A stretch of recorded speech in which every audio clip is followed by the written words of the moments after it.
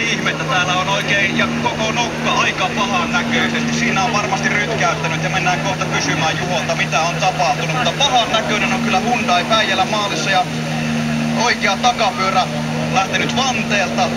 Perä puuttuu, repsottaa, tuulilasi sisässä.